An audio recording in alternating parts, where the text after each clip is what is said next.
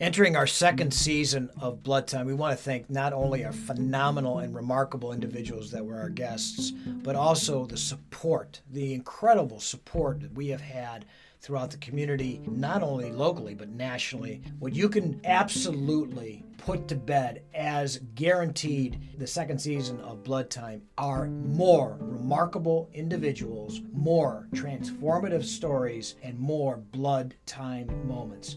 Please give a listen to the second season, for we are all blood. Coach Cimoroni here. Love to all. I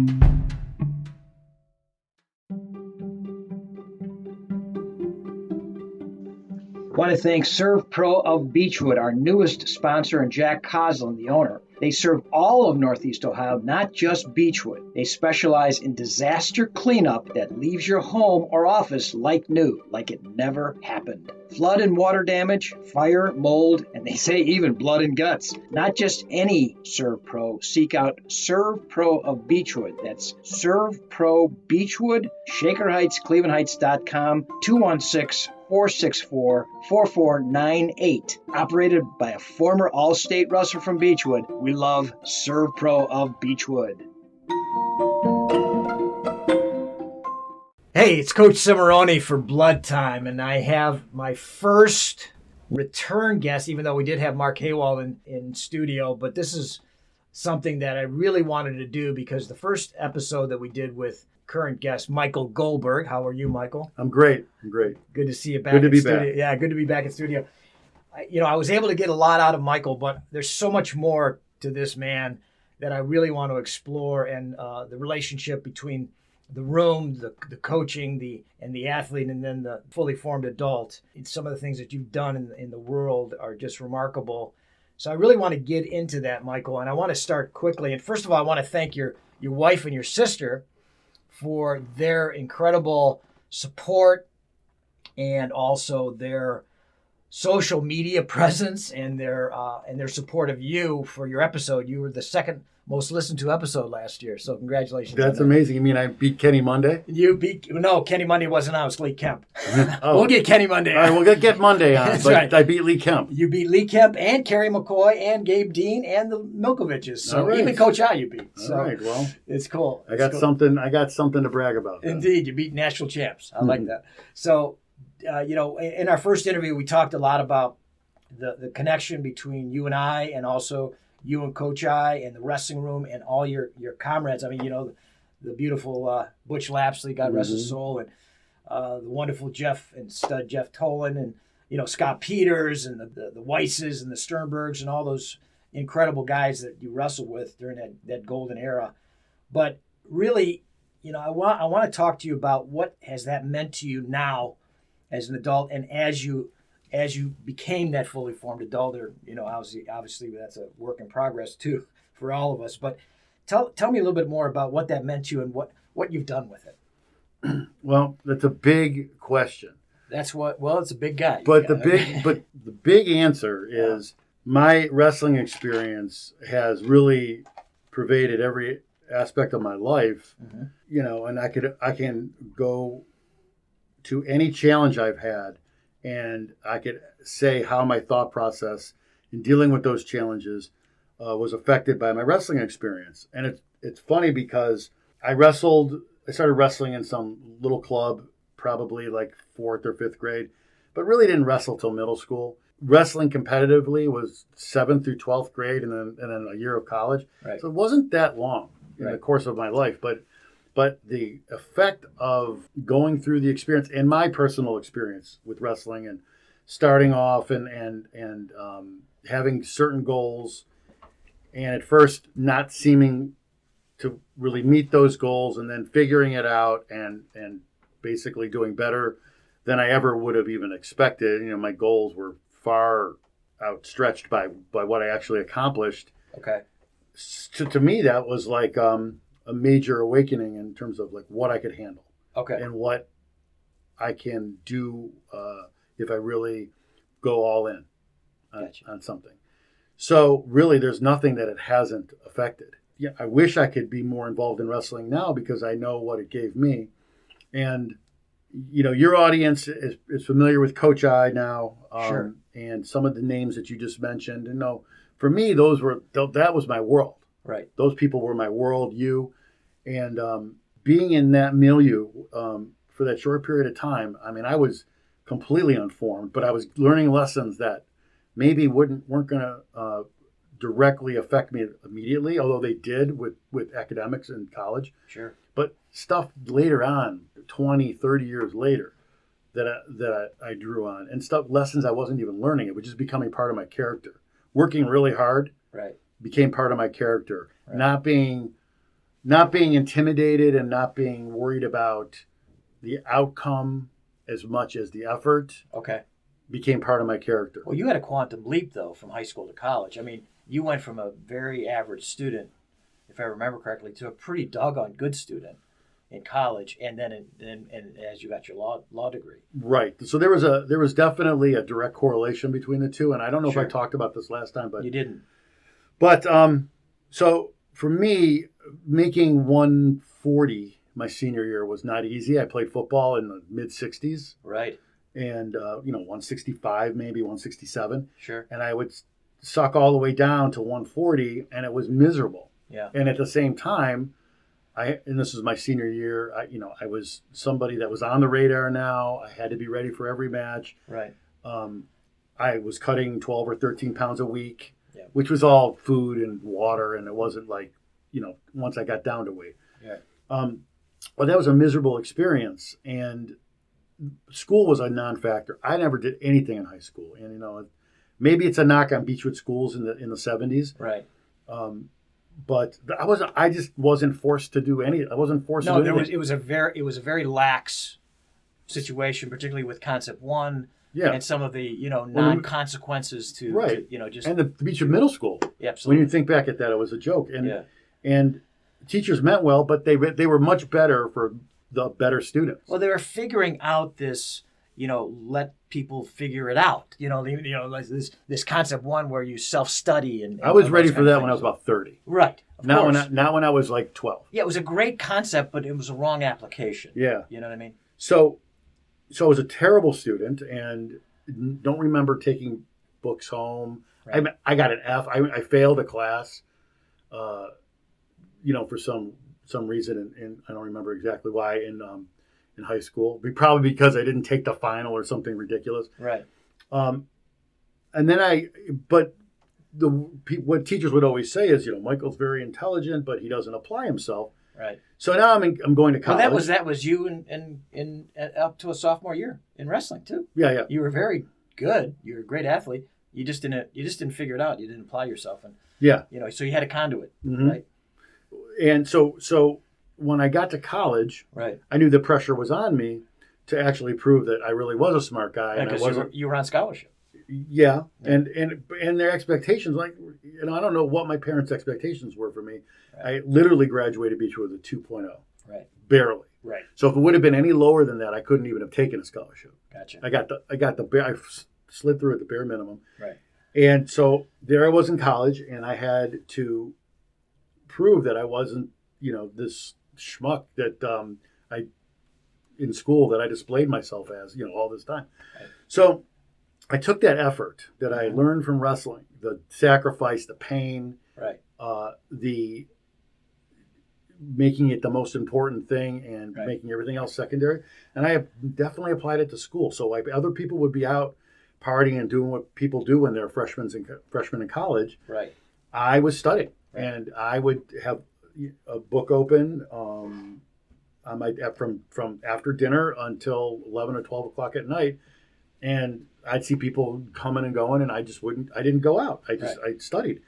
And then when the tests came, there were plenty of times when I had to go back over everything again. Well, you and I have something in common. We both have a history degree. Right. So you have to read a lot, and you have to take notes, and you have to really understand it, take it in. So, So I would pull all-nighters, Right. and that was horrible too. And then there'd be a test in the morning. Right. And I realized that this was wrestling coming through. This was like going through the pain and the steps and the sacrifice and not doing the other things that you could be doing to reach the goal. So it directly translated, and I don't know that I probably realized it in real time, but Okay. but now looking back, and every time I've gotten a chance to coach students, student athlete wrestlers or football or whatever, Right. I always talk about how these lessons that you're going to learn in here, if you listen to your coaches and take it seriously and do what is expected of you here, Right. will translate into something else. So I went through college with that. And you did pretty well. I did very well in college. I didn't emphasize the sports. I didn't emphasize even exercise. I just studied and Right. worked. And but I will say that there were deficits that I had from not being a attentive middle school student that I still have today, like spelling, handwriting, things like that. Okay. That you Okay. learn along the way if you Right. if you are trying and if your teachers are trying, Right. that you get corrected. That I just didn't have corrected, and thank God I really don't have to spell right now. Well, spell check, right? In the world. Exactly, yeah. But so I kept it up, and it Right. was the same thing with studying for the LSAT, getting into Sure. law school. The difference between undergrad and law school was that in undergrad at the University of Cincinnati, Yes. I stood out because of whatever ability I had or ability to study. I stood out. But in law school, it wasn't like that. Everybody was really bright. Everybody was really, yeah. It was like, Everybody was really bright, Yeah, and so everybody. it's like going to the pros, right? And everybody's really bright, and everybody actually attended their middle school classes and high school classes. Yeah. So they were that much more polished. Gotcha. And so that was a whole nother challenge for me to like see myself as being able So to now you got to compete. get a little bit more elegant. I have to be able to compete with a higher level of competition. Indeed, yeah. And, And now that takes you to today, Mhm. right? And you have challenges every day, Mhm. Michael, in your life. You have challenges every day in the courtroom because you're a criminal defense attorney. That's pretty much all you do, right, Mhm. as a profession. Correct. And you have a challenge with a beautiful son of yours, Mhm. and on a daily basis, who knows what you face? Although you probably have a situation now that's a little bit different than it was maybe 15 years ago because of your experience. How does all of this, what you have described to us, prepare you? Because I think that while we just go through life and meet our challenges, particularly as former wrestlers or whatever, we just take it for granted that we could do this shit. Uh-huh. That we just have the balls to be able to and the fortitude to be able to do it. But it takes a lot. I mean, for you to defend people that at time maybe are indefensible, Mhm. and to handle certain situations with Noah, people would be up in a pool of butter, Right. basically. So tell me a little bit about that. Yeah. that All right. Well, process. so first of all, wrestling. If I had to say anything, the most. If I had to say what was most important about the wrestling experience in my whole life, it wasn't undergrad and law school and the studying and all that. It was being able to handle the situation with Noah. Okay. Because the Noah situation, being diagnosed with autism at about 18 months, 2 years old, Sure. that's very difficult. But Sure. but the whole wrestling experience and the fortitude and the never give up and the I'll do this until I'm dead. Right. You're like, I'm going to fight you until choke me out or I'm dead. Right. That's directly applicable to the situation because it's lifelong, it's pervasive, it never goes away, Right. and you've got to deal with it every day. Sure. So I go to work and I deal with people who have 12 kids, and maybe in their lives, maybe not in their lives, and they're all healthy Yeah. and they're all typical. And then I've got my 2 kids, and 50% of my kids Yeah. have a pervasive lifelong disability. Yes. So that aside, I got to deal with their problems, Yep. not let my personal life affect and my personal challenges affect my professional work, Right. which does not happen. I do not let it happen, and I don't talk about my challenges at home Right. unless I'm directly asked about it, Okay. and I want to share it. But it's not something I would ever use as an excuse or anything, because Right. a judge who has that I'm preparing before on a trial or some kind of major thing, they're not concerned about my.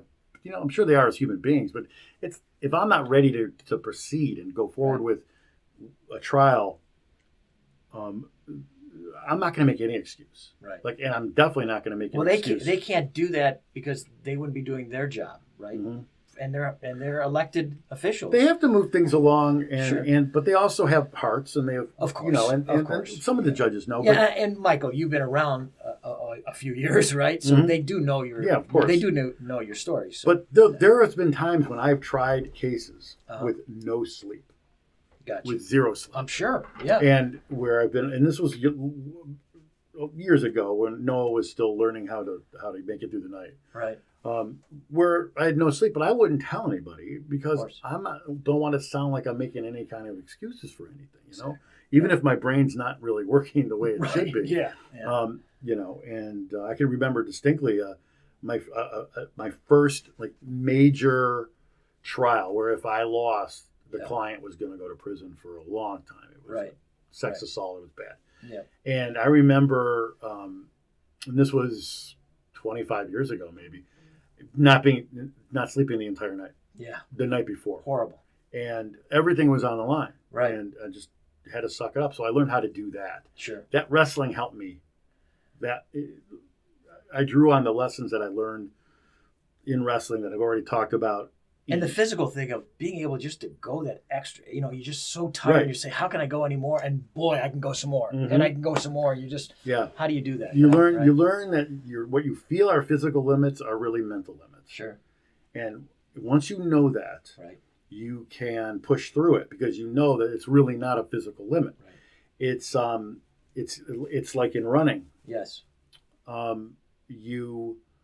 Your brain is telling you that you have to slow down, you have to get more oxygen, you can't create your brain is telling you you're very fatigued, Right. more fatigued than you can handle. Right. But the reality is you're not. Right. Because the protection mechanism that's built into your brain to protect you from giving 100% of what you have, Mhm. so that you have something left over for the fight or flight Right. that you may need. Just kicks in. Yeah. Yeah, So kicks in. you have reserves that you just don't know you have, Right. and your brain tells you don't have, but you have them. Exactly. So once you learn that and learn to not fear what feels like the limit, Right. and you can push through it, you can accomplish a lot of things. Break through that. I want to get to that and explore that a little bit more after the break. We're going to take a break for one of our sponsors. We'll be back in a minute with Michael Goldberg.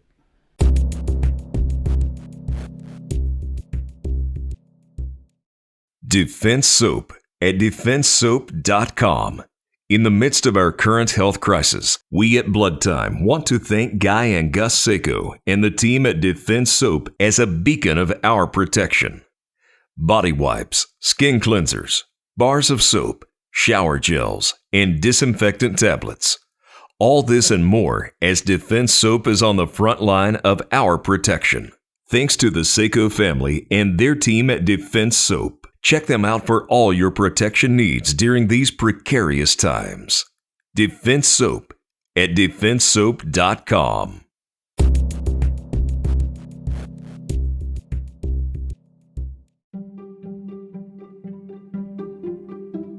This is Coach Cimoroni for Next Level Continuing Education. Next Level brings unique education to real estate professionals and real estate investors on how to get money effectively and efficiently into real estate investments. Next Level Continuing Education has ditched the traditional continuing education platform. Gone are the days of listening to boring content in a stuffy classroom setting. Come jump on a Zoom call whenever you find it comfortable and learn how to expand your real estate portfolio. Next Level CE brings unique content across Ohio and the Midwest to teach real estate investors how to become their own bank using the infinite banking concept to acquire more properties quickly.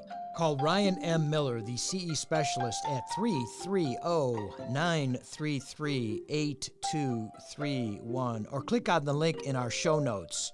That's Ryan M. Miller, CE specialist, 330-933-8231, or our show notes. The link is where you go. Thank you.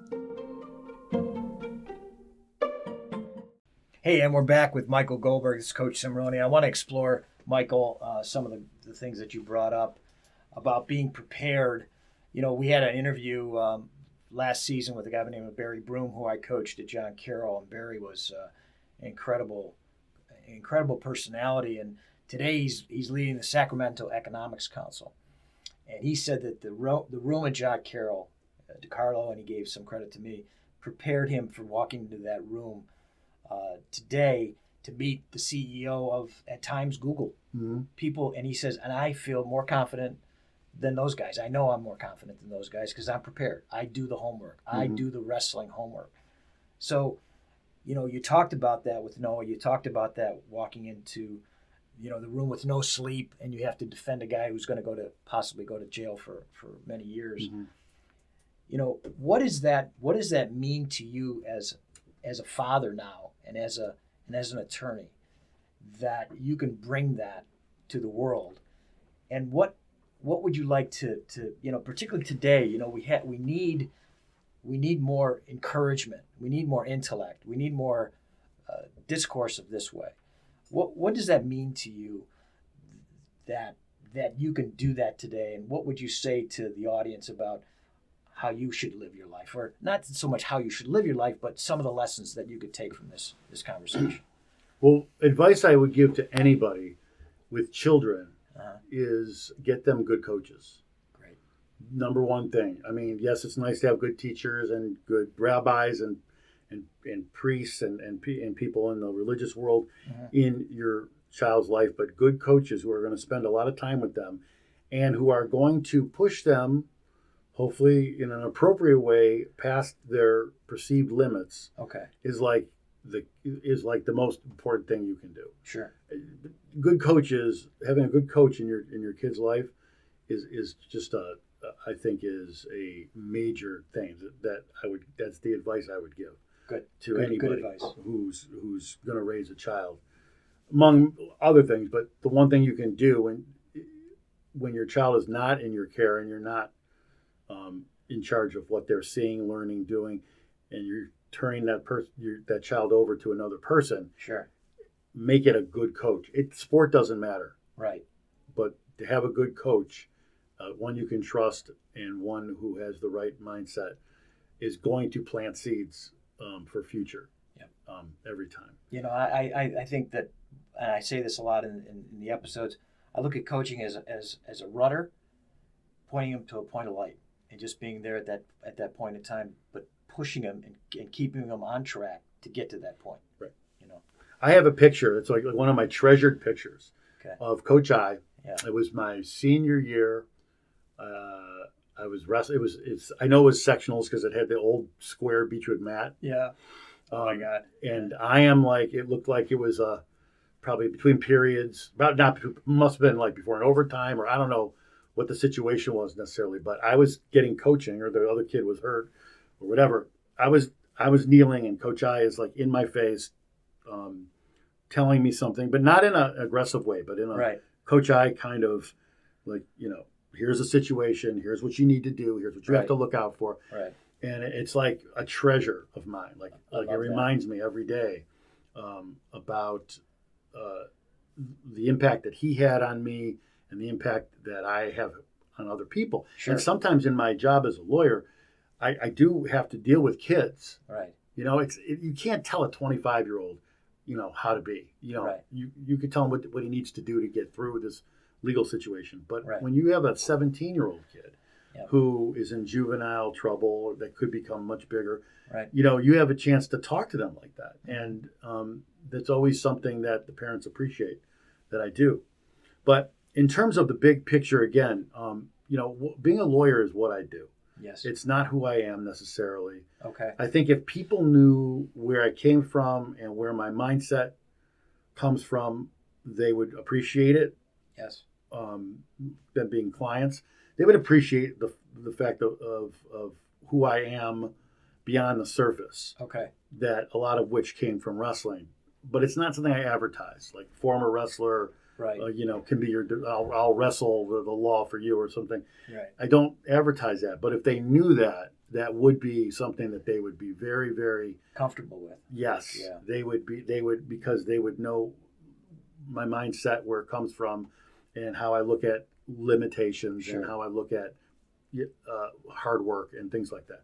But the real place where it counts is in being a father, Yes. and in being a husband, and in going through life and the challenges of life that occasionally can feel overwhelming, especially in our particular situation. And everybody's got their situation, but we have one Right. that can feel overwhelming. And we're planning on a lifetime for Noah when we're not there anymore. Yes. And you could even you could let the sadness and the grief for what wasn't, Yes. what didn't have, what, like the life that you thought you were gonna have Right. for him, Right.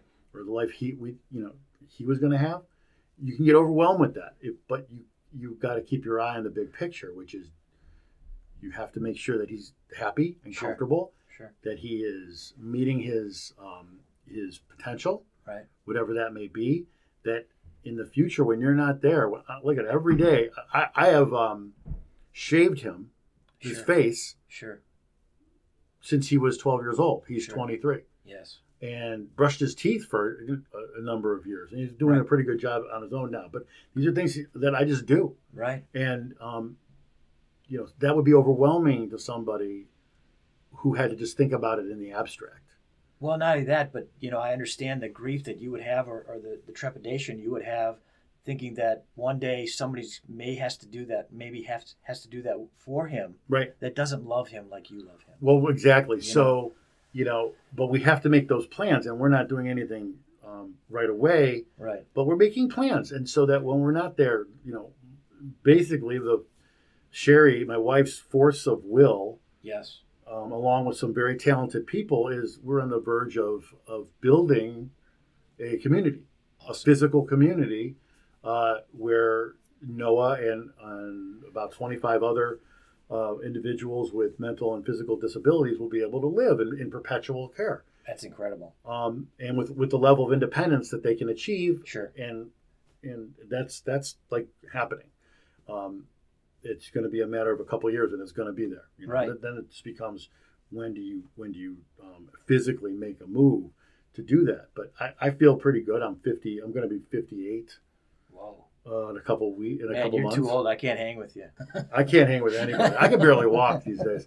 So I'm feeling Dude, man, 58 is a cup of coffee for me. I'm feeling my age, but I'm also, Yeah. my wife's a little bit older than I am, and but we're putting things in place, and we're not being sidetracked by that grief or that sadness or whatever we may feel on occasion, Sure. which comes to the surface on occasion. Yeah. We're not sidetracked by that. We have our eye on the ball, Right. and the next big challenge. So, like I said, the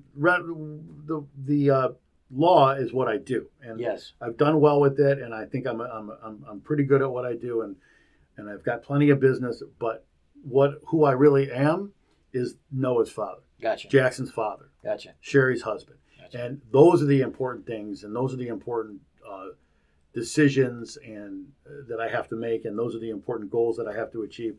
And there are definitely lessons that were taken out of the wrestling room consciously and unconsciously, Yes. imparted by the coaches, by you, by Coach I, and by other coaches I've had along the way. Doug Bluebaugh, I always give credit to, that definitely are helping me. And I can see it's a lifelong thing. It's Sure. not just it helps you get to the next stage in life, and it helps you throughout your life if you have that experience, whether it's in football or baseball or wrestling or whatever it is, of having a good coach show you how to overcome your challenges and your obstacles, and move forward and take care of your responsibilities. Well, that's interesting that you said that, because I wanted to ask one more question of you that is actually maybe a two-part question. The wrestling is a very honest sport. There's nowhere to hide, you know. And if you don't put the work in, you know, not good things are going to happen. If you have bad behavior, not good things are going to happen on the wrestling mat. So there's consequences to bad behavior. Well, you are in a profession that sees consequences based on bad behavior or perceived bad behavior, and it's your job is to convince one way or the other. Some people are obviously not doing those bad behaviors, maybe wrong place, wrong time. You know, so we see a lot of that today, just across the board of bad behavior with no consequences.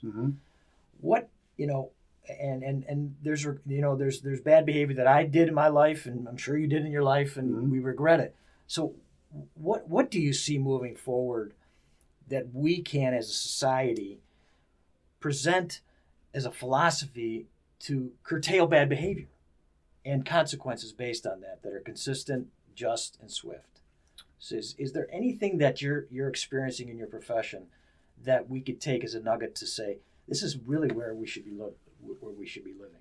Yeah, and this is going to sound political. Okay. But I think what I see is a lot of bad behavior comes from a lack of parenting, lack of constructive parenting and modeling by adults in a household, and by lack of opportunity. Well said. And I think that if we increase support for parents, single parents, in terms of education, learning how to parent, and not just doing what your mother did or doing what your parents did. Actually evolving as an adult. And more opportunity for kids in underprivileged. Because listen, we grew up, we were privileged. No doubt. Yeah. And we were privileged in many ways, and we had places to go and constructive people to be with and all that. Sure. And we also had a 2-parent home. Right. Okay, so there's a lot to say about that. Yeah. So the nuclear family and in the population that I deal with a lot doesn't really exist. Right. It's half brothers and sisters and cousins living together.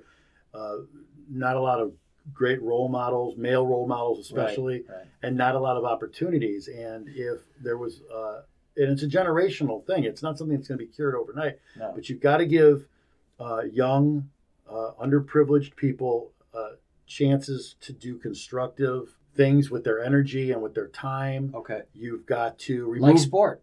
Yeah, like well, sport. for sure, Yeah, for sure. Yeah. And you got to remove but that's not for everybody. I mean, it may be science, of course, or something, robotics, whatever it is. Yeah. You got to remove the bad actors that are old enough to punish from the influence of these younger kids. Okay. So that's where the justice system comes in. Right.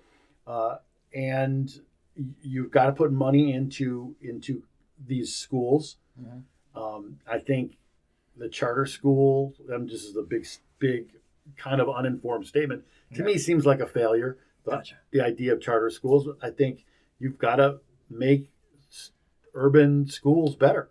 Yeah, I agree. You got to put money into it, and if that means taking money away from some other program, then so be it. But you're never going to have a generational change, for these types of kids that are struggling without putting money into the institutions and the people that touch them at a young age, and that guide them and that coach them or teach them, and push them in the right direction. If you don't do that, then you can't expect them to just learn it on their own. Yeah. I was lucky because I'll just say this. I was a bust out kind of kid. I didn't study. Right. I got into trouble. I was, just did whatever I wanted to do. Right. And because I'm white and privileged and lived in Beechwood, kind of people looked the other way. I still got to go to college and I got my act together, but I'm a minority. Right. I'm not in that. I was able to get my act together after not having my act together for a long time. Wrestling was the reason I was able to do that. Sure. But most people don't have that.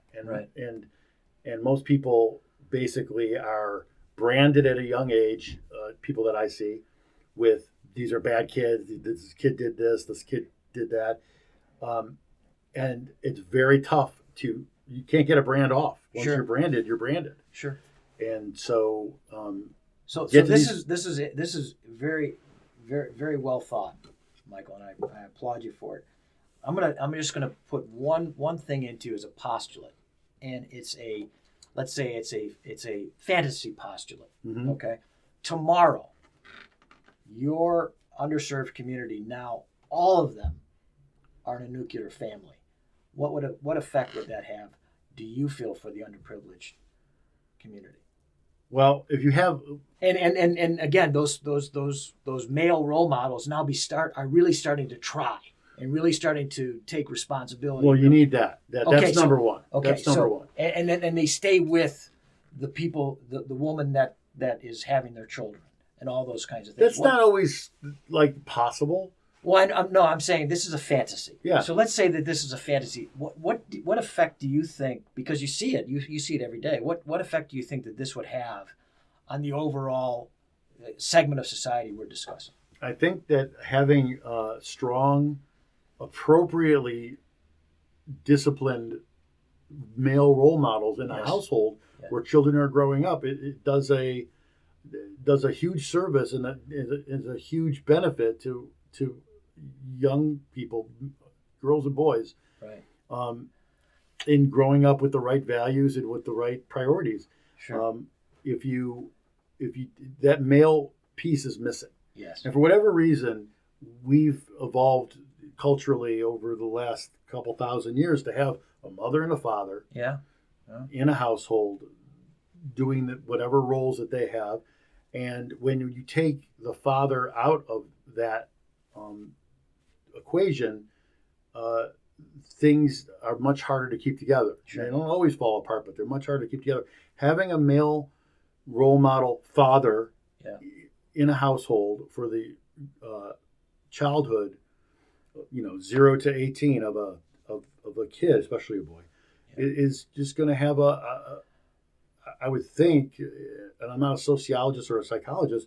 No, but you're seeing it, prima facie and anecdotally every day. I'm seeing the opposite. I'm Yeah. seing. That's what I'm saying. Yeah. You're seeing the effect of not having of the destruction of a nuclear family. And I think And that serious fatherhood Mhm. is way, you cannot overestimate how important it is Yeah. for the raising of children, especially boys, having serious, dedicated, Loving. present Yeah.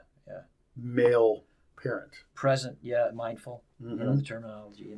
So, well, that's brilliant, and I really appreciate you sharing that with us. And I could talk to you a lot about that because I think that with the explosion of intellect coming from the LGBTQ community, informing us about the very kaleidoscope of sexuality bringing forth to the world.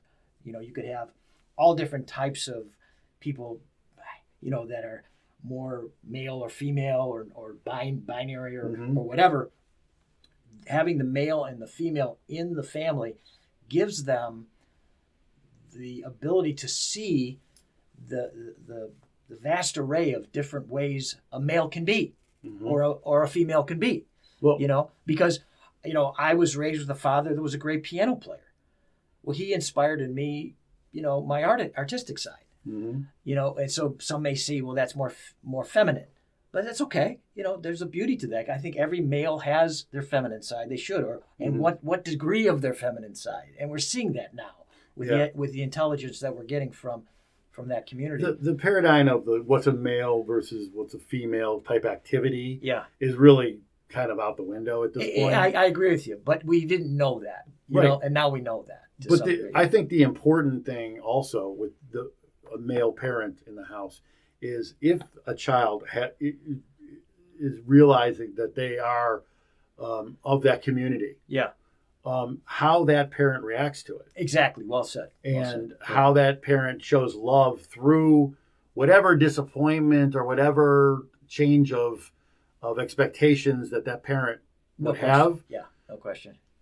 is key. Yes. And you will talk to people who came in the last generation who may have come out to their parents and not had that in love Right. and in being embraced and for who they are, and it has a really negative effect. No question about it. Um, No question about it. So another place where a father or any parent can have a really strong impact on a kid in that situation, how a parent reacts to that. The acceptance and love, Mhm. as long as they're doing great things. Let's do great things together.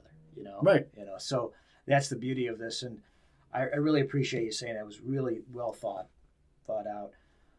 Michael, we're in a tough time right now with not only our sport, but also our society at large, both emotionally and physically with the virus that we're experiencing at this time. There's a lot of emotional damage being done at home with children not being able to get to school, and some of the elderly being shut in. I have parents that are 84 and 85, Mm-hmm. and they're struggling. They want to get out and they want to be social. They want to see their family and all that. So, I'm asking each guest at this point to leave us with some words of encouragement and some courage that you would leave the audience with during this time to share with us. Well, I would say that as Americans, we've been through lots of challenges. Yes. From pre-revolutionary days until COVID. Right. And the strength of America is her people and her institutions, and the availability of faith and religious institutions to exist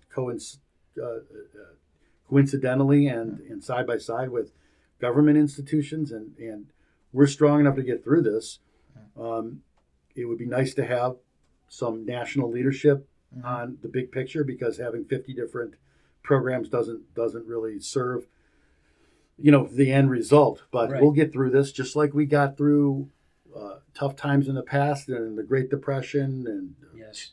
World War II, Vietnam War, and the anti-Vietnam War struggles, the race struggles. We're Sure. still fighting those, but America is stronger than that, and we're going to get through all of this, and we will be stronger for it, and we'll know how to deal with this situation next time, a pandemic situation, which we, by the way, everybody always knew one day would happen. Of course. It's not a shock. Of course. It was Well, on the the radar. historic perspective, the Spanish flu gave us some semblance of, Mhm. of a We platform. always knew there would be some kind of Sure. worldwide pandemic. We'll get through this. It just to use a word, it sucks. Right. Especially for the kids like your producer Yeah. and my Beautiful son, Maverick Peters. Right? beautiful Maverick, Your nephew. my nephew, and kids that are just starting out in life Sure. that want to go do things and want to do what we did when we were in our early 20s. It's like taking a year and just kind of like being in suspended animation. Yeah, well said. Well And said. I it agree just, with you. but we'll Yeah. look back in 2 years. There'll be a vaccine. Yeah. Things will be different, and we'll be able to eat in restaurants and go to the movies and go to plays. And, Hey, remember what came out of the Spanish flu? The Roaring '20s, my Right, friend. right. Bathtub gin parties. So yes, if that can come out of that without that science, we can do it with our science. it was without prohibition. hopefully. Exactly. Well, exactly right. But Well I said. think we're going through a time that we'll look back and say, oh, that was horrible, but Yeah. we were able to, just like with AIDS. Yes. of AIDS course. was like this horrible Oh, thing. I thought we were all going to die in the Absolutely, 80s. yeah.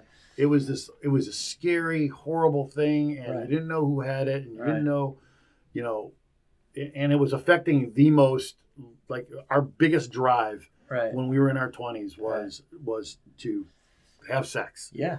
but you could die from it. Absolutely. It's crazy. And- And I came out of the 70s, Yeah. which was free love. Yeah. You know what I mean? So it was a wacky time. Man. And science Right. and government. Prudent behavior. Mhm. Smart. Well, prudent that behavior. too, Yeah, but yeah. science and government Yeah. cured, basically, I won't say cured, but basically came up with a protocol to deal with it, Yeah. and people could have normal lives now. And virtually eradicated it. Yeah. Even So though it's- same thing's going to happen with this, and we're going to look back and say that was horrible, Yeah. but look what we can do if we all are on the same page. And let's learn from this history that Mhm. we're creating right now. Let's learn from that. Well, Michael, very, very good advice, and I agree with you. I could talk to you for hours about this, and I would like to do that offline. So, but I want to thank the love from Coach I to you. I want to thank your love for the coaching and the sport, but more importantly, humanity, and that beautiful child of yours, Noah. your lovely wife, Sherry, and your other wonderful son, Jackson. Thank you. Thank you to the Goldbergs. Thank you, Michael. We are blood. Love to you all. This is Coach Cimoroni. I want to share with you my thought of the day. Agendas are a thing of the past. It's time for authentic humanity. Yes, this is Coach Cimoroni for Limo King, one of our newest sponsors, and Connor Mack. We love Connor.